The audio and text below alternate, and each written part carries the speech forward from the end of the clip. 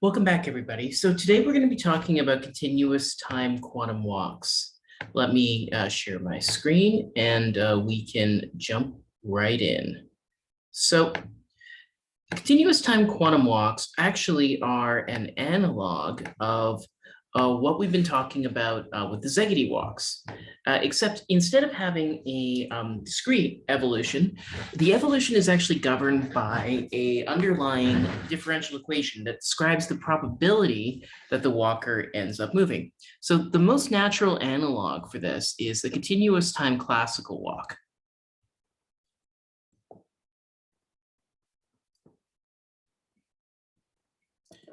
And so the idea behind a continuous time classical walk is as follows.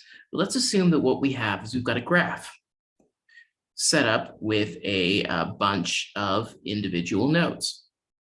Now, the nodes all have edges between them in some particular way.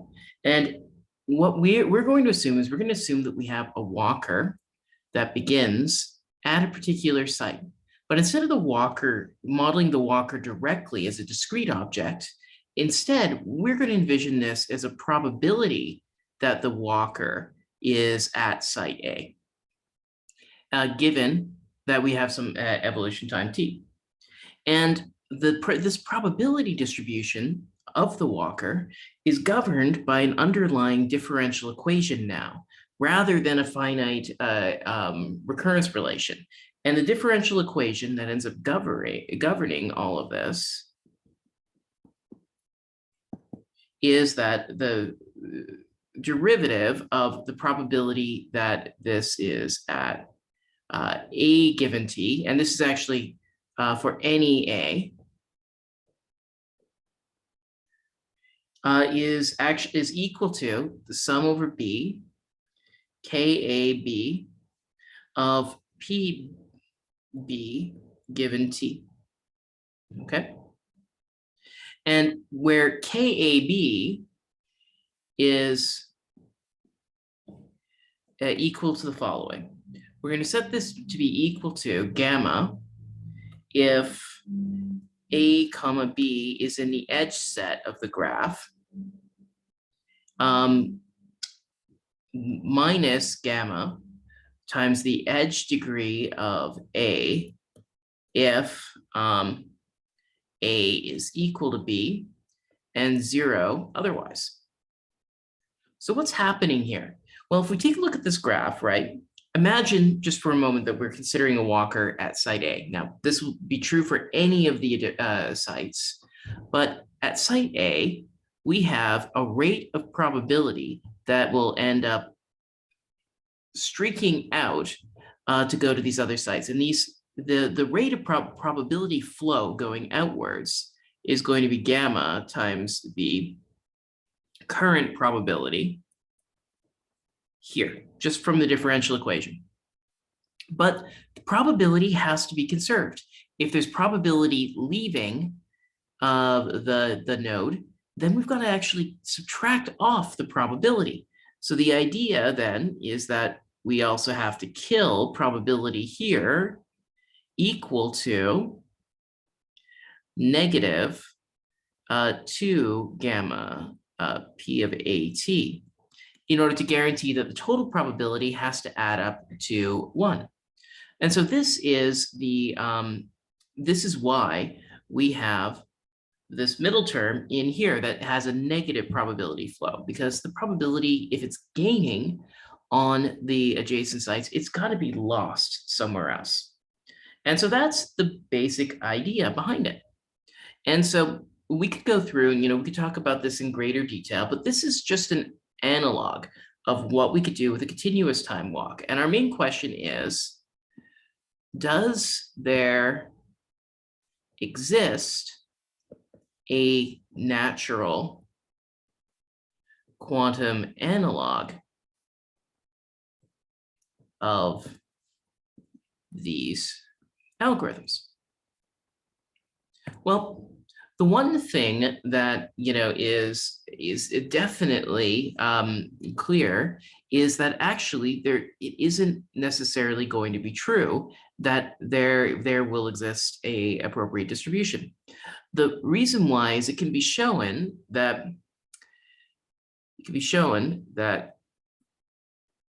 there exists a unique equilibrium distribution for this. Specifically, what this ends up meaning is that as t goes to infinity, then P of A given T will end up approaching to P of A equilibrium for whatever this equilibrium distribution is. And so what this ends up meaning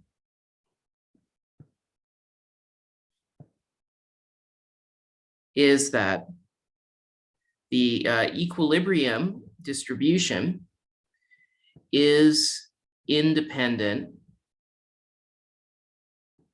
of initial distribution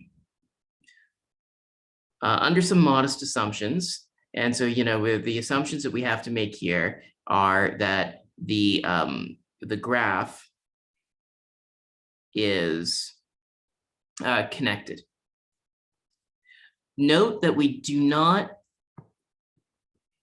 here have to worry about the fact that the graph is bipartite. So bipartite graphs are perfectly fine here.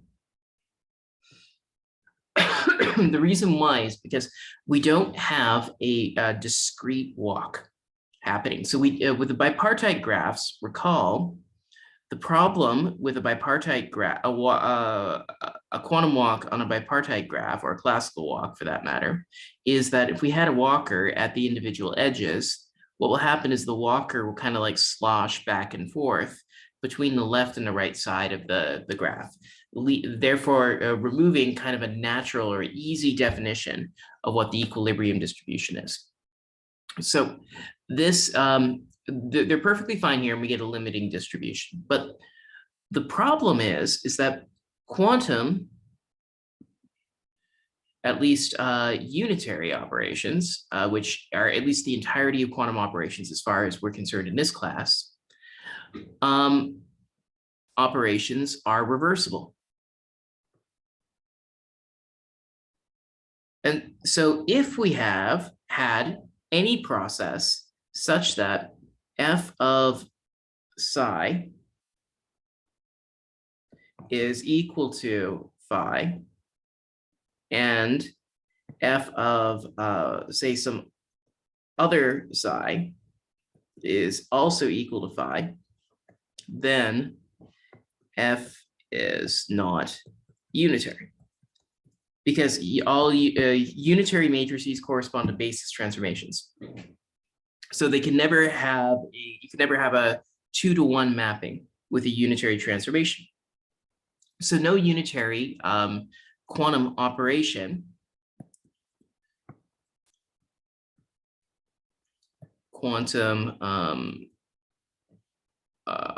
operation can exactly match this. So how are we going to do it? So we're going to define a continuous time quantum walk through the following. A way we end up defining it is let H be the following matrix. H of be a matrix such that HAB is equal to gamma if AB is in the edge set of our graph. and 0 otherwise. Now, because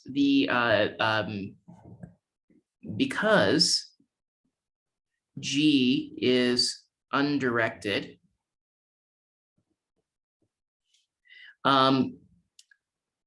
A comma B in E implies that B comma A is in E. So another way of looking at this is that if we had, let's say we had these 3 vertices labeled A, B, and C up here in this particular graph.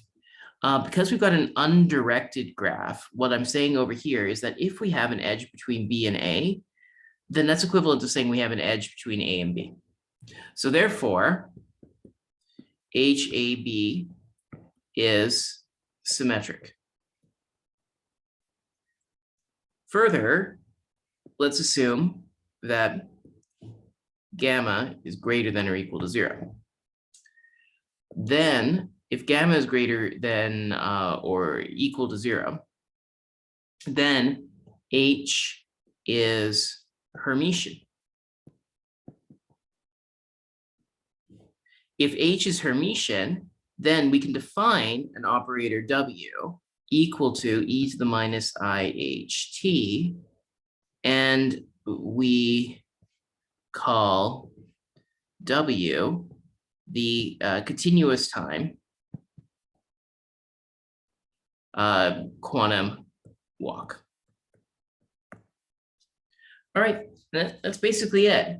Now, this has actually one really nice property to this. So property, because W is unitary,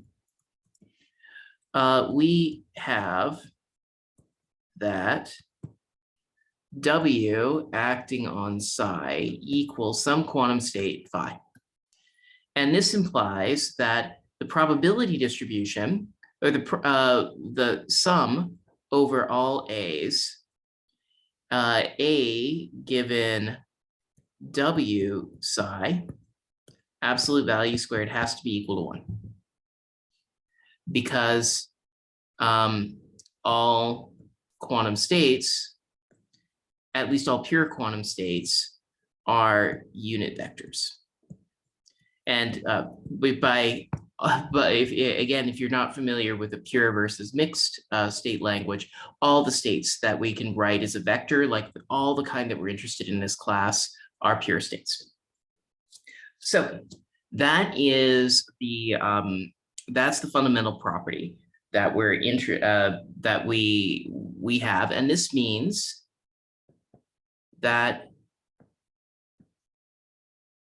probability is manifestly conserved here. Now, if we look back at the classical walk case, with the classical walk case, what we had to do is we had to subtract off the probability flow that was leaving the individual vertex in order to make sure that the probability always added up to 1. But here, because our matrix itself is unitary, probability always has to add up to 1, because unitary matrices cannot change the length of vectors. So that's one of the things that's really kind of beautiful about the quantum walk, continuous time quantum walk. However, the downside of the continuous time quantum walk is that the continuous time quantum walk does not actually end up approaching the steady state distribution. So we're going to have to think a little bit differently about how we end up performing a quantum walk. So the typical way that we end up performing a continuous time quantum walk is as follows. So the typical way is what we do is we pick, okay, I guess pick a value of value tau such that the total time, which is the analog of the number of steps that we would do in an ordinary quantum walk, such that the time t is less than or equal to tau for all the runs that we're going to be taking about. And so the next thing that we do typically for these algorithms is we pick t uniformly from the interval 0 to tau. Then what we do is prepare some initial state psi for apply e to the minus iht, which is our walk operator acting on psi. Okay. Then 5, measure the walker. And the walker's position will yield A with probability expectation value of A given e to the minus iht psi absolute value squared. Okay, so that's how we end up performing this algorithm. And further, the average probability of A will actually just be equal to 1 over tau integral from 0 to tau, absolute value of A e to the minus iht psi absolute value squared dt. Okay, and so this is kind of nice because what ends up happening is that by looking at the average over all these probabilities, what that does is that kind of causes the interference patterns that we end up seeing to a large extent cancel out. And so the result that we end up seeing is kind of more of a smooth distribution. So it turns out that as we take tau going to infinity, the distribution approaches an equilibrium distribution. So by randomizing our times in this appropriate way, we get around the fact that quantum, because of unitarity, can't do this by, in some sense, creating a linear combination of these individual paths that we're going through, which ends up leading, in effect, to a distribution that arises due to a non-unitary action. And so this ends up leading to our unitary evolutions, in effect, enacting a non-unitary transformation. And so that is how we end up solving this problem in practice. So let me talk about next a particular application for this. And this is actually, to be honest, it's more of a theoretical application than a practical application. And this application over here is an algorithm known as the glued trees algorithm.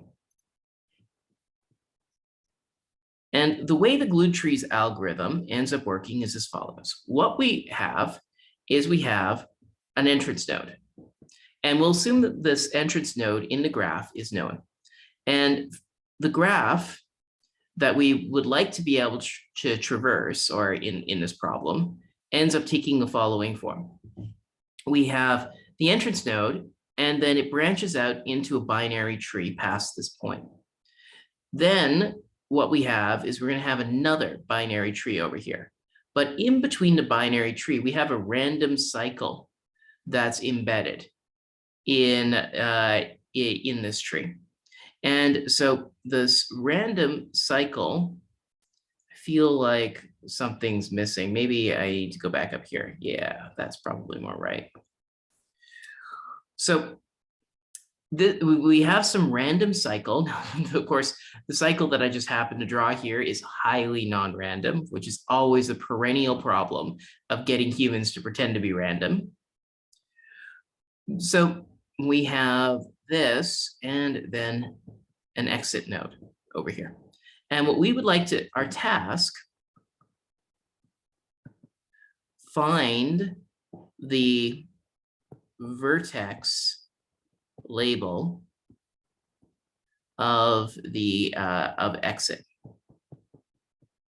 Okay, and we assume that we end up having an oracle, and the oracle, let's call it O exit, and it will act on a particular quantum state, and this will equal M if M not exit, and minus M otherwise. So in other words, it'll flag the case when we get an exit. So this is a resource that we can use to get our walk in the event that we end up finding the marked vertex, which is the exit, to be able to check and actually report to us whether or not this is the exit. Now, one thing that I want to, of course, mention is that the structure, overall structure of the graph obviously isn't known beforehand. And so we are going to end up assuming that we end up having a oracle, an O that I'll call OF of I, such that when acting on a vertex X, what this will do is this will, and 0, this will end up giving us X f of xi, where f of xi yields the ith neighbor of the vertex x in the graph. So this F oracle allows us to be able to kind of explore and see the structure of the tree, and the O exit will just determine whether or not the value that we've checked is actually the exit oracle. So the real question is, what is the cost then of implementing a classical walk to solve this? And the answer is, the cost is order 2 to the n, where n here, just to give an idea in this context, n is the height of the tree on the left-hand side, and equivalently, it's also the height of the tree on the right-hand side. So the total number of vertices here is like, order, I guess, order 2 to the 2n. So the reason why the cost is like this is that basically, imagine you're a walker classically going through. If you as a walker end up going through, then what will happen is that you've got 2 choices on this side. You can either go up or you can go down. Either way, actually, we end up making progress towards our ultimate goal, which is getting to the exit on the other side.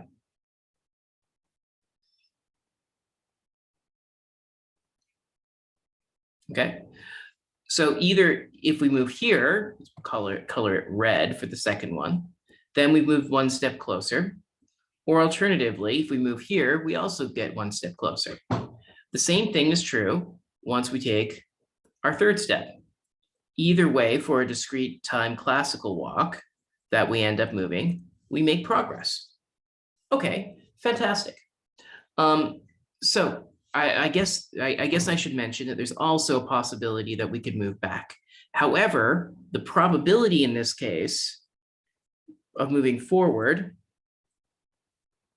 for classical a walk is 2/3, because 2/3 of the edges leaving a individual vertex get you closer to the exit.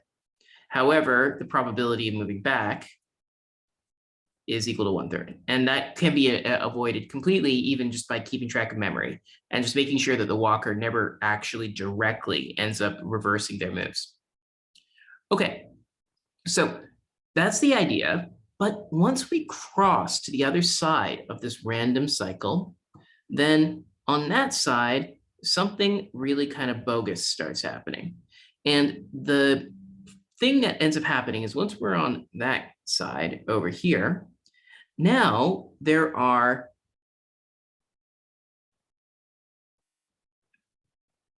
two different possible edges on the right-hand side that lead back, and forward, there are only one edge. And so this means that that a random walk on the right-hand side will have vastly more probability of going left rather than right. And so if we have a number of sites going forward, then what we have to do is we have to succeed n times to get this. And the number that we end up needing here, the probability of us succeeding n times is order 2/3 to the n. And so this implies that on average, the number of times that we would need to try this before we end up consecutively getting this is 2 to the order n. Okay. So what this ends up meaning is that it's going to require exponential time. Now, this is just a justification for why a random walk takes exponential time. It can also be shown that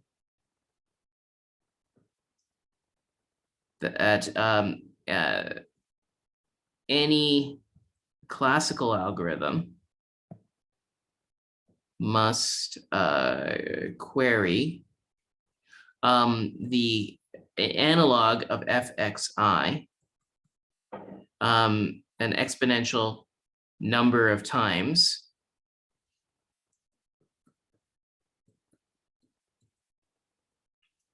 to succeed with high probability.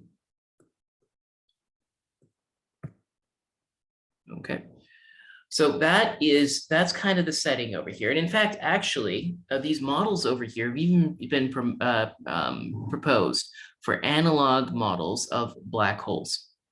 So that is one of the kind of interesting things about it. And the reason why it kind of acts like a black hole is the center of the graph over here ends up acting like an attractor that makes it harder and harder for information that's trapped in the center in order to be able to escape to the edges. But of course, a problem, one of the main problems with this line of thought is that it turns out that a quantum walk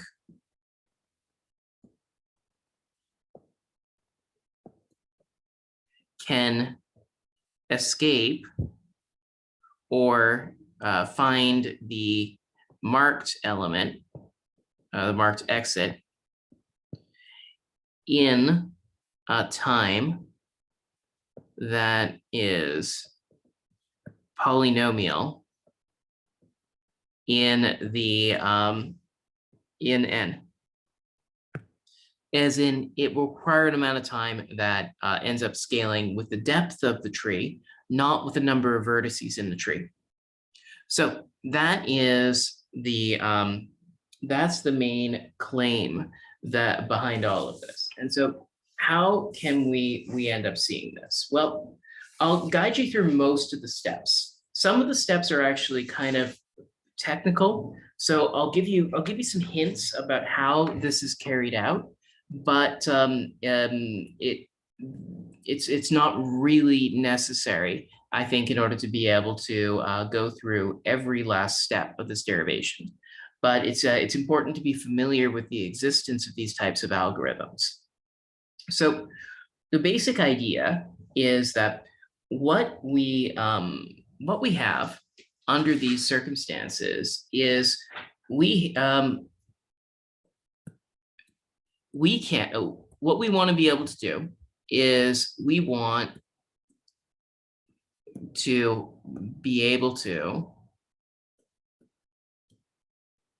compute the integral 1 over tau integral from 0 to tau p of a given t dt, and or sorry, I guess I should say p of exit given p of x given 0 is equal to delta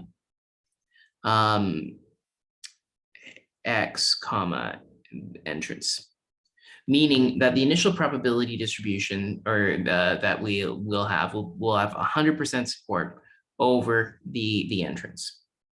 Okay, so one of the things that the way that the analysis of the walk ends up going, oh, and for convenience, I should mention that this constant gamma that we end up picking in the Hamiltonian, we're going to choose it to be 1 over root 2. So the basic idea is that we are going to end up picking our column. We're going to take advantage of a symmetry that we end up seeing for the trees. And the symmetry that we end up seeing is the following. If we've got a walker that's located here, then in one step of, imagine the walker was moving through a discrete step for the walk, then the walker will always map to here or here in a single discrete step. And this ends up meaning that it's actually kind of natural to end up thinking about and analyzing this algorithm with respect to the different columns of the matrix. Because after all, for this partial binary tree on the left, and in turn, partial binary tree on the right, you can end up seeing that there's a symmetry between the, along this axis here, which ends up meaning that we, that basically we end up expecting our distribution, which begins on the left-hand column, to always be kind of uniformly mapped to quantum states that stay inside each of these columns. So we're going to define a subspace for this entire problem that it doesn't span the whole thing, but this subspace will actually be sufficient for understanding what the action of e to the minus iht is on the walker in the first column. And so we define column states for the walk in the following way. We define the column state to be a superposition over all the state vectors inside a particular column. And this is going to be 1 over n sub j, sum over a inside the jth column of the state times a. And in particular, we're going to take c sub 1 to just be equal to the entrance node. Okay, and we'll take c sub 2n to be equal to exit. Okay, so this is saying that basically the two nodes or two vertices that we have at the entrance and exit are columns in and of themselves. However, the rest of them basically are just uniform superpositions over all the states. And so here, n1 would be equal to the number of vertices in that particular column, which would be equal to 2. And then this one would be n2 equals 4. You get the idea. And so that is the column states. It is then easy to verify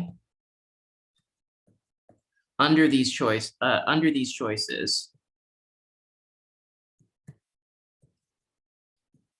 that the that H has the following matrix elements.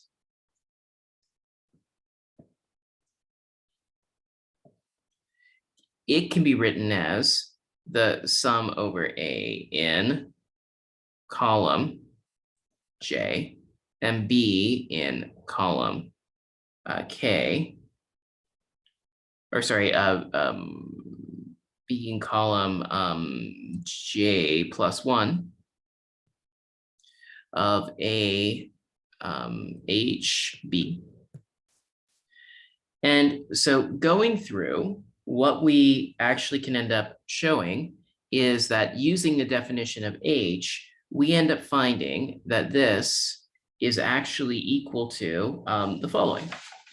We end up finding that the matrix elements for the Hamiltonian are of the form H is 1 if J less than or equal to N, or sorry, and or J is greater than N plus 1 and root 2 otherwise. And this came about basically just because of the choice that gamma is equal to 1 over root 2, which is that arbitrary constant that we end up defining for the diffusion rate for our random walk. Okay, fantastic. So this is our underlying Hamiltonian. And so the way that we can end up taking a look at this is in the following way. Imagine what we have is we've got our walker in this column space set up like this. There's two kind of parts to it. If we're going through the part that's before N, then actually we can end up kind of intuiting what the solutions should end up looking like on the left-hand side of the graph. And so on the left-hand side, we end up having that basically our solutions are going to be of the form, our Hamiltonian effectively is going to be C sub j plus 1 is just equal to 1. If, yeah, actually just 1 in general. So from this particular Hamiltonian, actually, we can end up seeing what the eigenvectors are, because the eigenvectors are going to do the following. Let's assume that we've got a the following. If we end up assuming that our state psi is of the form sum over k e to the negative I p k c sub k, where c sub k is again the kth column vector, then we have that H acting on psi is equal to just simply sum over k e to the negative I pk c sub k minus 1. Okay, so what this ends up meaning is that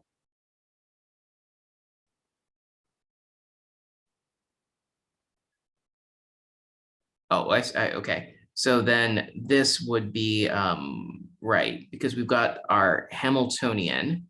We've also got the other one plus e to the minus IPK CK plus 1. So we can end up seeing from this recurrence relation and that our solutions are actually going to be of the form that psi actually has to be equal to e to the minus IPK, like the eigenvectors for this, CK, sum over K, divided by some constant. And further, that the eigenvalues that we end up getting from this are going to be of the form 2 cosine p, where here p is some value between negative pi and pi. So this is our wave function, form of our wave function in this particular case. And these are our individual eigenvectors. And this is the left-hand side. Now, by symmetry, we know that our wave function on the left has to be equal to our wave function on the right plus minus 1 times plus minus 1. Just because of the fact that this whole Hamiltonian is symmetric if I end up exchanging the left and the right-hand side about the center of this graph. Therefore, this Hamiltonian has to commute with the flip operation that ends up flipping it. This is a reflection. And so therefore, we can end up arguing from that our state has to be symmetric of that particular form. So we're going to have some requirements on our on these solutions. And what we're going to do basically is that we're going to build our solution in the following way. If we're looking at this in column space, we're going to have a left solution, and we're going to have a solution at j equals n. This would be n minus 1. This would be n plus 1 here. And what we're going to want to do is have a right solution, and we'll have an interior solution. And the basic idea behind it is that we're going to want to match these left solutions, which are basically end up looking like sines, with the right solution in an appropriate way in order to match the actual value. And it turns out that by going through and solving for a self-consistent linear combination of the right and left solutions that end up appropriately matching in the solution in the center interior region at j equals n, the solution that we end up getting for the pth eigenvector, and again, recall that p here is in negative pi to pi. The solution to this is of the form sine of pj plus minus, because again, the symmetry operator ends up giving us those the plus minus solution and 2n plus 1 minus j. So you might wonder, okay, well, where did a lot of this come from? Well, there's a couple of requirements that we need to put on the solution. And the requirements are, one, that Cj EP equals 0 if j equals 0. So we want our solution to make sense going all the way down to the first column, but we want it to be zeroed at the 0th column, meaning that we want our solution to respect the fact that there's no node before the first node. So that's why we have to end up picking it in that form. The next thing that we need to do is we need to end up doing the same thing, but making sure that the last node isn't satisfied. So we need that Cj given EP equals 0 if j equals 2n plus 1, meaning that if we're to the right of the final node, then there has to be 0 amplitude in that particular state. And third, we need to reflect the symmetry. So we need to have that Cj or Cn minus j EP is equal to Cn plus j given EP plus minus. Okay, so these are the properties that we need to have, and then it's actually easy to verify that this holds, and I forgot to write in the conditions here, but this condition here is that if j is less than or equal to n minus 1, and this is j greater than or equal to n. Okay. Oh, I'm sorry. It is greater than or less than or equal to n and greater than n. All right. And then by just plugging this in, we can verify that this in fact is a eigenvector.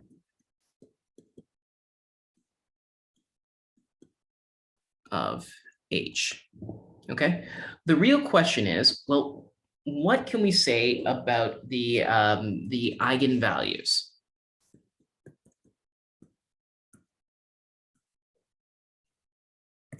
So we know that the eigenvalues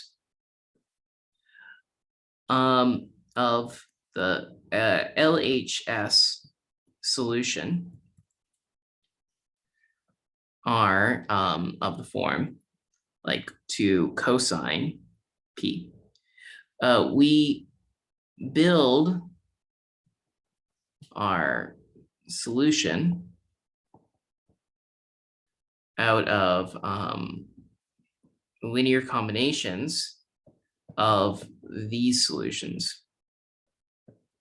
So this will end up giving us what people will sometimes call, using a physics language, as a quantization condition that we can end up solving in order to figure out what P actually ends up being. Or what the valid values of P are in order to correspond to the real eigenvectors of the whole solution. And so the way that we do this is, let's just consider the inner product of column N given H and EP. For EP, this is, again, an arbitrary eigenvector. Now, because this is an eigenvector, and we're going to assume that again, the eigenvalue vector has eigenvalue P, that this is 2 cosine P inner product of the, I guess I don't need to call it column, it's C sub n of C sub n inner producted with E sub P, which, going through a little bit more math using our definitions, is going to be root 2 C sub n plus 1 inner producted with EP plus C sub n minus 1 inner producted with EP. And so this ends up implying that that this whole solution ends up having to satisfy that sine n plus 1 times the value P divided by sine P, or sine n times P, has to be equal to plus or minus root 2, just by solving this this equation in order to be able to figure out what the resulting expressions are. So that is, this ends up giving us our quantization condition. Now, the solutions to this are hard. But we can do a perturbative analysis to find out the scaling in large N limit. And the way that we can end up doing this is we basically will end up saying that if we choose the root and negative root 2, and this turns out to be the, to give us like the smallest gap that we're going to be interested in, because we're going to want to reason about what the smallest energy difference is for this, because the smallest energy difference is going to turn out to dominate the expression that we end up getting for the average probability. So this ends up yielding minus root 2 from minus root 2, what we end up getting from this is that the value of P from this perturbative analysis is actually equal to L over N minus L pi over 1 plus root 2 N squared plus order 1 over N cubed. And here, this is the Lth solution to the nonlinear equation, specifically in the box. All right, so we've got that. And then from this, we can end up figuring out using very similar argument techniques. We can figure out what P prime is, and P prime turns out to be upper bounded by L, where this P prime, this is the adjacent root, i.e. adjacent eigenvalue. And this will give us L pi over N squared plus order 1 over N cubed. And the other one is going to be P double prime, which will be greater than L pi over N. So what do we have here? We've got a situation where we have P here, and we've got P double prime and P. These are, and P prime. These are our three kind of adjacent eigenvalues that we end up having corresponding to a value of L here. And these are the adjacent ones, which happen to correspond to root 2 eigenvalues rather than negative root 2.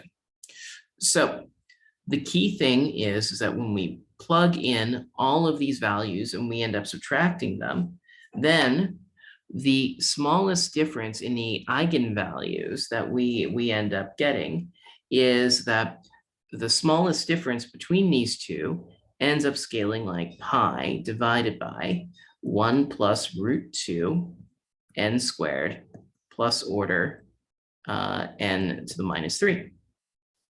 Okay, so this is the eigenvalue gap that we end up getting for our operator. And this is actually the thing that's kind of remarkable, it turns out, because just like the spectral gap ends up dictating the complexity of a Szegedy walk, the eigenvalue gap, or the minimum eigenvalue gap of the Hamiltonian, ends up dictating the complexity of most walks.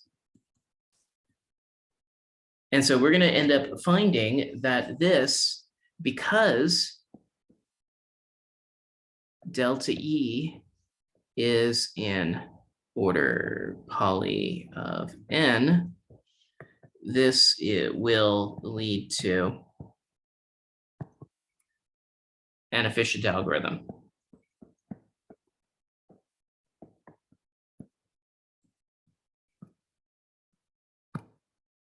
All right, cool.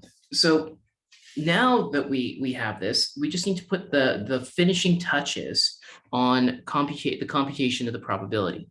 So computing probability of exiting a maze. So what's this probability? Well, the probability is 1 over tau integral, or I should say the average probability over these randomly chosen values of t from 0 to tau of the absolute value of C2n, which is the exit, e to the minus I h t C1, absolute value squared, dt. Okay, now we can just expand out this, this absolute value. By expanding out the absolute value squared, we end up finding that this is just exactly the same thing as C2n e to the minus IHT C1 times its complex conjugate, which is C1 e to the IHT C2n dt. Now this is still a difficult thing to compute, but what we can do to make our lives a little bit easier is we can use that identity is equal to the sum over all the legal values of P, E sub P, E sub P, just by expressing the identity in terms of the eigenbasis of the Hamiltonian for the walk operator. So once we end up doing this, we can insert this resolution of identity here and there. And what we end up getting once we do that is we get the integral from 0 to tau, C2n e to the negative I e sub p t over here, sum over p.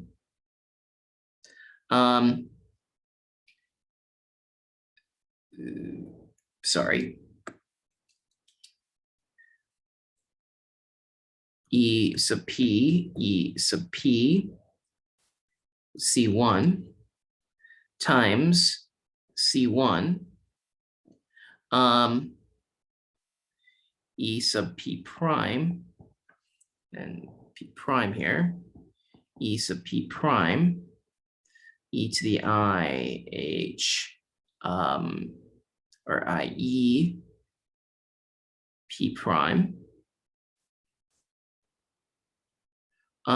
t C2n, which we can end up expressing as the following.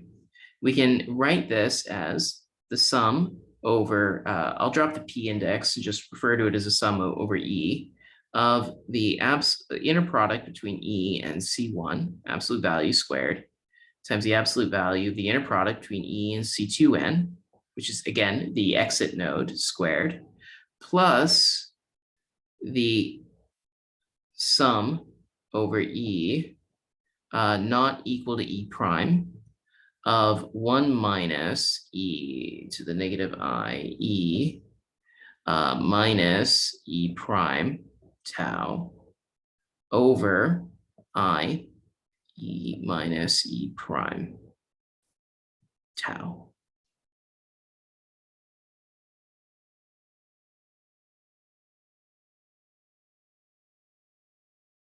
Sorry, there's no tau here. Okay, so that is our expression for the integral, as well as the substitution, but I need to still actually keep in the rest of the inner products here for everything else.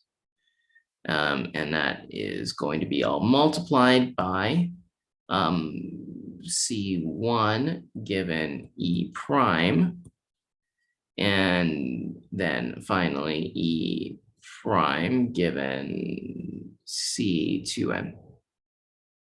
Okay, fantastic. So that's our final expression. Now, one of the things that we can do is we can just take a look at the first term. So what we want to do is we want to lower bound this.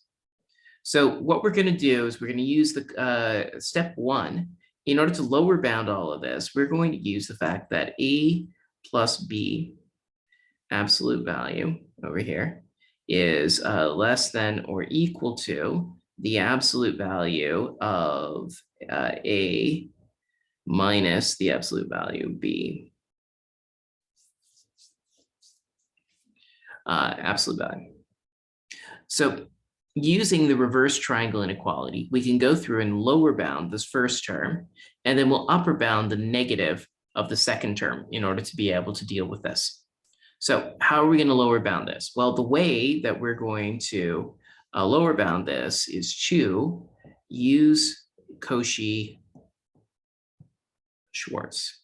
And so for those of you who, haven't kind of internalized Koshy Schwartz, the Koshy Schwartz inequality says that the sum over I fi gi is less than or equal to the square root of the sum over I fi squared, the sum over I gi squared.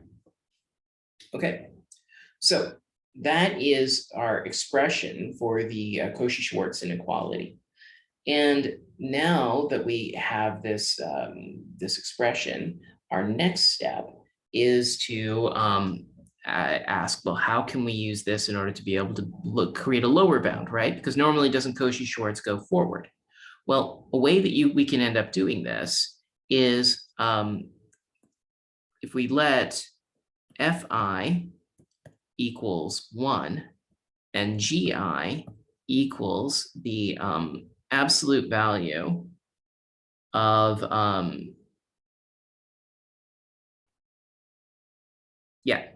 the absolute value of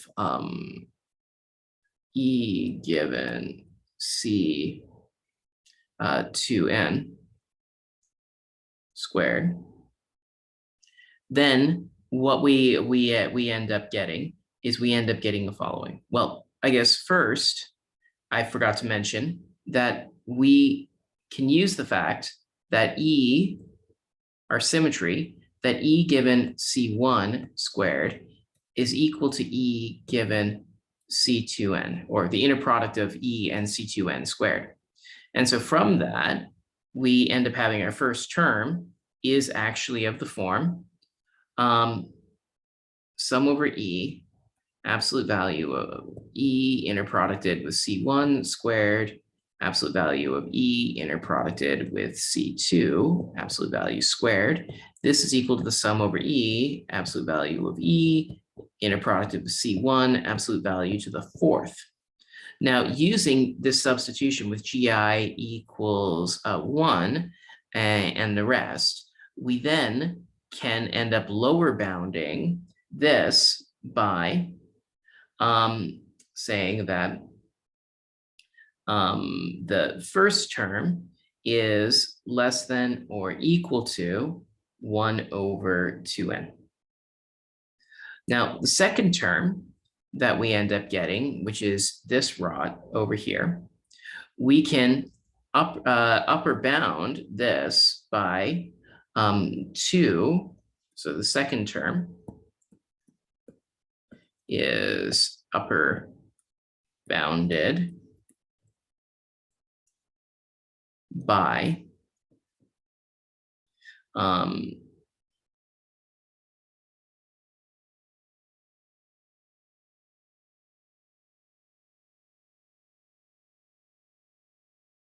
oh no, I was wrong. Sorry about that. There is actually a tau here because of the 1 over tau that I had previously. Okay, so this is upper bounded by 2 over tau delta E sum over E E prime, absolute value of E C1 squared, E prime C2n, absolute value squared, where delta E is, again, the minimum eigenvalue gap. So it's the min value of E minus E prime. Furthermore, what we can do is we know that each of these sums are now, well, those two sums are independent. And so therefore, this expression is actually literally just equal to E to the tau over delta E.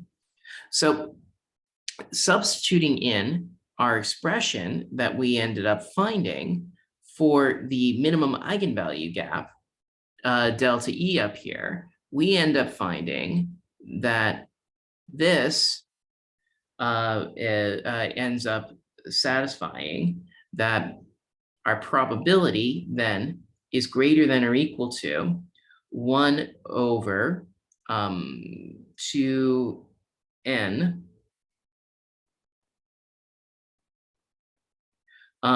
minus, let me just make sure. Yeah, okay, sorry. So we end up getting this. And so our probability then is going to be greater than or equal to, or probability of escape is greater than or equal to 1/2n minus 2/tau delta E. Okay, and then of course, delta E is greater than 2π² 1 plus √2n³ plus order 1/n⁴.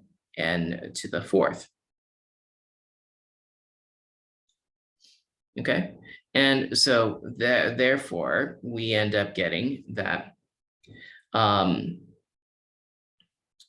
our probability that we ends up scaling like 1/2n minus order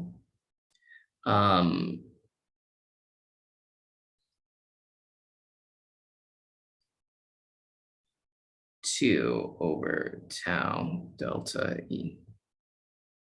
Okay, cool. So this means that we end up, or sorry, 2/tau n³. Okay, so in order to make sure that this goes to a reasonable value, it suffices to end up picking tau in theta n⁴ over here. And so this ends up saying that by picking a value, so this basically ends up saying that by picking a value, picking tau that scales as n⁴, we will on average have a order like 1/n probability of reaching the exit. This scales polynomially.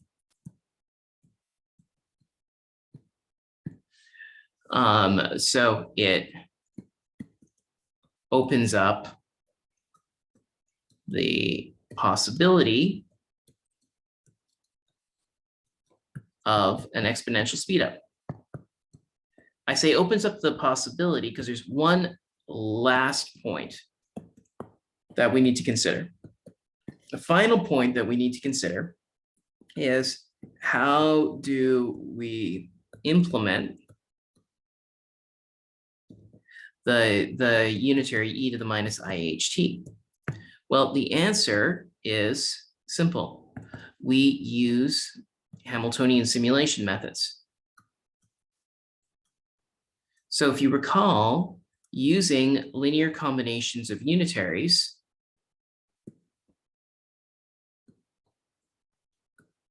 we can simulate a matrix that is a sum of unitaries in time. A sum of unitaries that goes like alpha t, where alpha is equal to the sum over j cj, where h is equal to sum over j cj u sub j, times log 1/epsilon. And that's how many Oracle queries we ended up needing in order to be able to do the simulation in this context. In our case, it turns out when we use a linear combination of unitaries to describe this Hamiltonian, we can break it up into a constant number of distinct Hamiltonians, all of which end up having an upper bound. of 1 for all their matrix elements. So the value of alpha that we end up getting is actually in order 1 here. So the total amount of time that we end up needing and just ends up scaling like t log 1 over epsilon. Now t is from our algorithm, it ends up scaling like n to the 4th. And so this implies that the total amount of Oracle queries needed in order to be able to carry out this simulation of the continuous time walk ends up scaling as order n to the 4th. This is exponentially faster than classical lower bounds. And so this ended up showing that there actually ends up existing a walk algorithm that ends up solving a problem. It's kind of natural. It isn't some artificial contrivance like the Bernstein-Bazarani algorithm that ends up actually getting an exponential speed up in terms of query complexity versus classical. The other thing, though, is that this is also a Hamiltonian simulation. So this actually proves also that Hamiltonian simulation in general actually does afford exponential query separations between quantum and classical. So this ends up saying something really kind of important for simulating quantum dynamics, that it isn't actually likely just the case that quantum dynamics, is easy to simulate. It's just we haven't figured out a good classical method for doing it. These query separations suggest that no, actually, there do exist some simulations of quantum mechanical systems that a quantum computer can excel at, but a classical computer is going to face some fundamental barriers with.